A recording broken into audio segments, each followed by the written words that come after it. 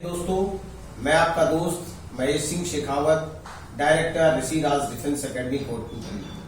आज हम एक विषय के ऊपर बातचीत करेंगे और वो विषय है कि जितने भी बच्चे भारतीय सेना में जाना चाहते हैं जेडआरओ एआरओ के अधीन, उन बच्चों को सबसे बड़ी समस्या का सामना ये करना पड़ रहा है कि उनकी आयु निकलती जा रही है और भर्ती स्थगित होती जा रही है।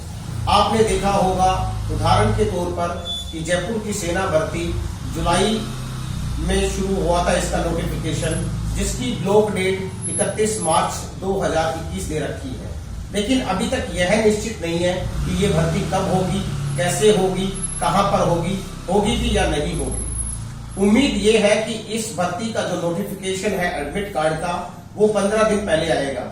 यानी हम मान सकते हैं कि जनवरी के फर्स्ट वीक में ये भर्ती होने की संभावना है और 15 दिसंबर या 20 दिसंबर के बीच में इसका एडमिट कार्ड जारी हो जाएगा। इसी तरह से जितने भी देश के अंदर जेडआरओ है, उनके अंडर में जितने एआरओ आ रहे हैं, सभी की सेम प्रक्रिया है।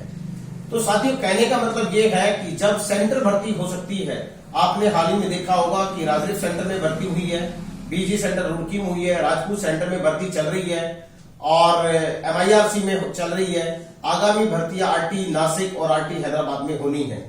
जब सारी की सारी भर्ती सेंटर भर्ती हो सकती है, जब एक सैनिक के बच्चे को, एक सर्विसमैन के बच्चे को फायदा मिल सकता है, तो किसान के बेटे को क्यों नहीं, एक ड्राइवर के बेटे को क्यों नहीं, एक मजदूर के बेटे को क्यों नहीं।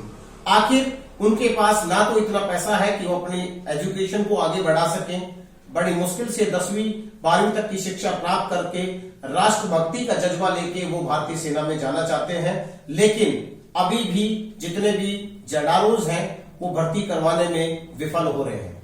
उनके पास अभी भी कोविड-19 का बहाना है।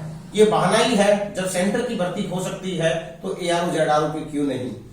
मेरा कहने का मतलब ये है कि अगर उनकी एज निकल रही है तो इसका जिम्मेदार कौन?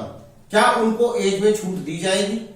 अगर एज में छूट नहीं दी जाएगी तो किसी ना किसी माध्यम से हमारे भारतीय सेना को, हमारे थल सेना अध्यक्ष को, CDS को और रक्षा मंत्रालय को इस विषय में विचार करना होगा कि एआरओ के अधीन जितनी भी भर्ती आती है उनको करवाया जाए, ताकि जितने भी बच्चे विफल हो रहे हैं, जिनकी एज निकलती जा रही है, वो बच्चे इसमें भाग ले सके। दूसरा सबसे बड़ा विषय है कि जो बच्चे 23 साल से ज्यादा हो चुके, वो चाहते हैं हम फिर भी भारतीय सेना में जाएं।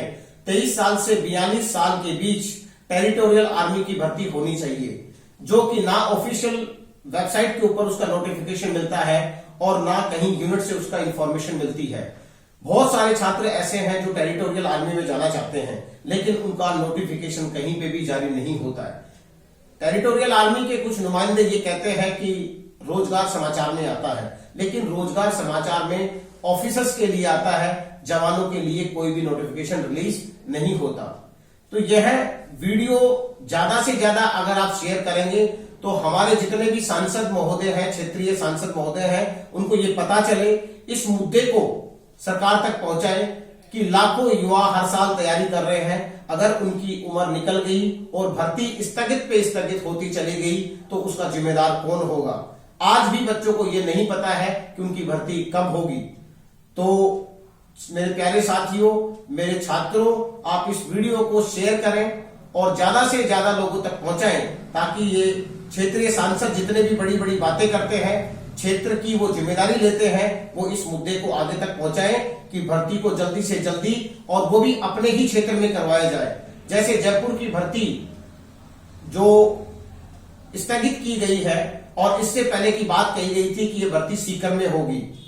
जयपुर वाले छात्रों को जयपुर में ही भर्ती देखना पड़े, सीकर वालों को सीकर में देखना पड़े।